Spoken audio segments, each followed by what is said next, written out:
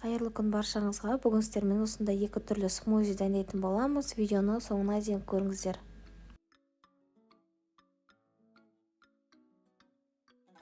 Ең алдымен банановый смузи дайындайтын боламыз. Бір бананымызды, бір алма, бір грушамызды тәтті алып барлығын салатын боламыз блендерге.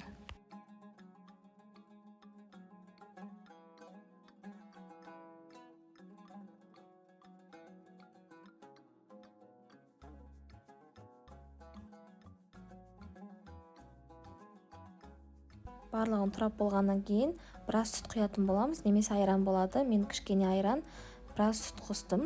Енді блендерімізді қосатын боламыз.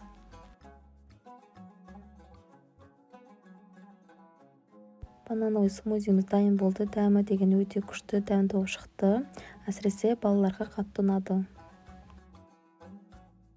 Келесі смузиміз кивиден дайындайтын боламыз. Бұл тек қана жасылған өнімдер болғандықтан арықтауға да жақсы көмегін келтіреді бұл смузи.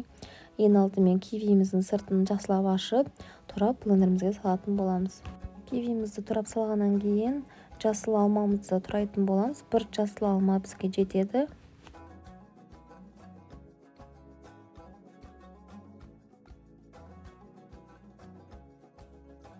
Алма мен кивиді турап салып болғаннан кейін біз кинзамызды салатын боламыз. Кішкене кинза, кішкене мятамызды жарты сыртын ашып лимон салатын боламыз. Барлығын салып болғаннан кейін үстіне бір жарты кеседей су құятын боламыз.